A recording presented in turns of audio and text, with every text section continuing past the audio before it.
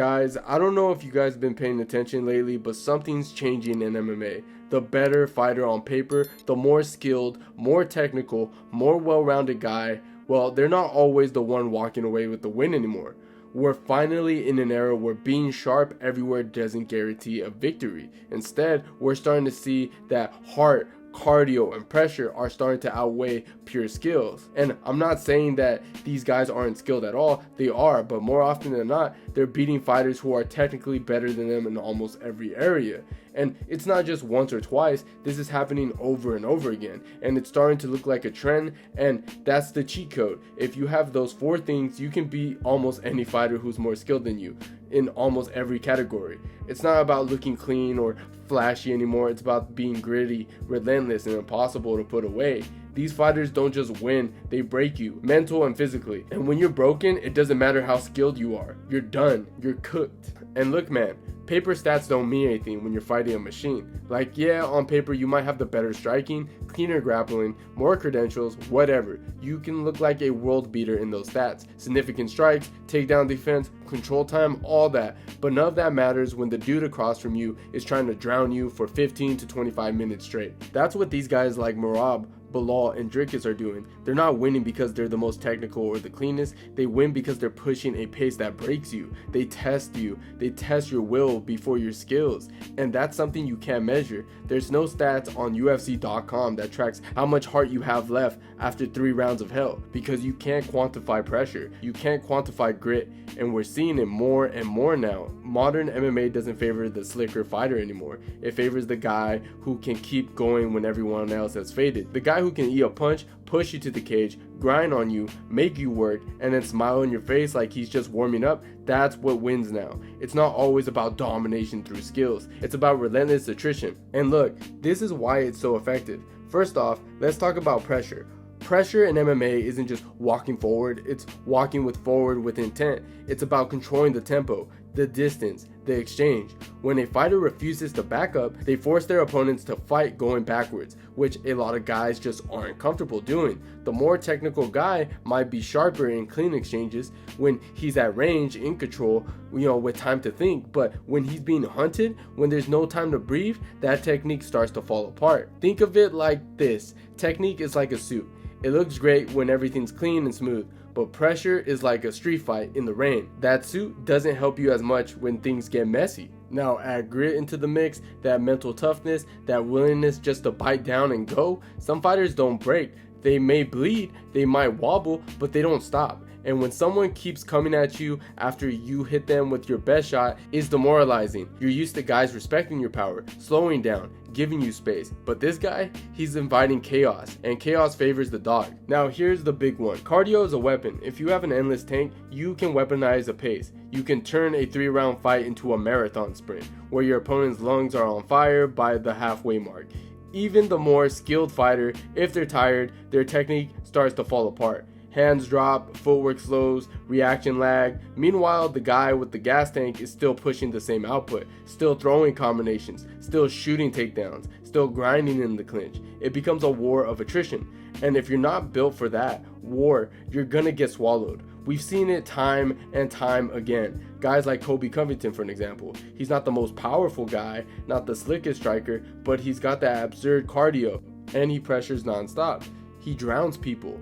I mean, Merab Dvalishvili is another one. The dude practically shoots 400 takedown attempts per fight, never slows down, doesn't care if you stuff them, he just keeps going. Clay Guida back in the day, a tornado in a human form. Sean Brady's another name, maybe not the cleanest striker, but he grinds people down with pressure and wrestling. We just saw that with the Leon Edwards fight.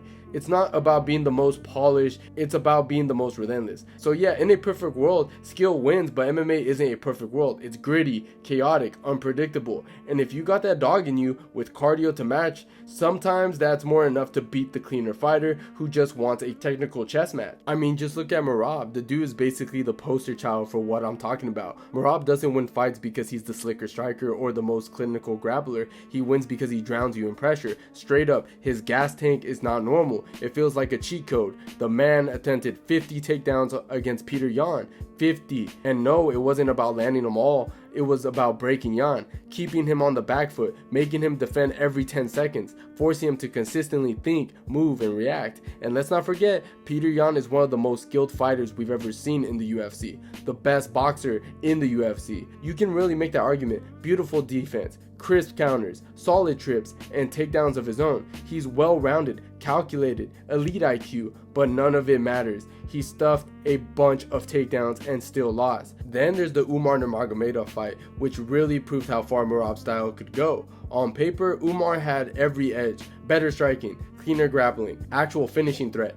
And early on, he looked great, took Merab down, was landing shots, looked comfortable. But then the pace started creeping in. Merab just kept coming like the Terminator with a gas tank. And by round 3, Umar started slowing down. He started reacting instead of acting. And that's when Merab just started bullying him. Physically, mentally, everything. He made a Dagestanian start sprawling on feints. That's wild. You could literally see the shift in Umar's body language. It was like, damn, how do I get this guy off me? And the truth is, you don't. Now let's shift to Belal Muhammad versus Leon Edwards, which is another perfect example of this. On paper, Leon was the better fighter, better striker, better footwork, solid wrestling defense. He stuffed Usman, he stuffed Kobe, so naturally people thought he would handle Belal the same way, but that wasn't the case at all. Belal came in with a purpose, with heart. He was fighting for something bigger, and you can see it in the way he fought. He wasn't there to edge out rounds, he was there to take the fight from Leon. He pressured him, mixed in takedowns, and even outstriked him at times. And when I say break, I don't mean quit.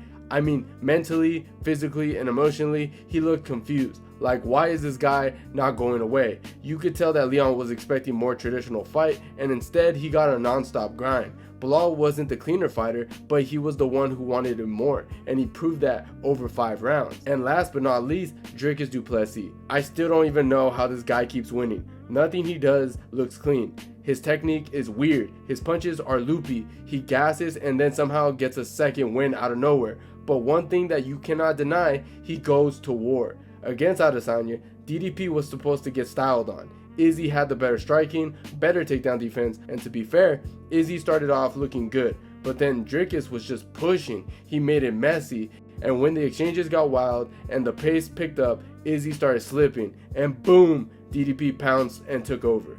Same thing with Robert Whittaker. Bro, Whittaker on paper is the better striker, better wrestler, better overall fighter. I picked him to win easy, but Dricus just said, nah, and walked through him. He made it chaotic, ugly, and it worked. He broke Rob down, and that's the thing. DDP might not be the most skilled, but he knows how to fight in the mud, and a lot of these cleaner fighters, they don't. That's what it all comes down to, man. This new wave of fighters, Merab Dvalishvili, Belal Muhammad, Dricus Du Plessis, they're showing us that you don't need to be the cleanest, most technical guy in the cage to win at the highest level. You just need that pressure, that gas tank, that heart, that grit, that mindset of, I'm gonna break you. Now, don't get me twisted, you still need skills. Nobody's walking into the UFC and just dominating with cardio alone. You need to know how to wrestle. You need some decent striking. You need IQ. But what we're seeing now is being more skilled on paper doesn't mean much if you can't handle the storm coming your way. And these guys, they bring a storm.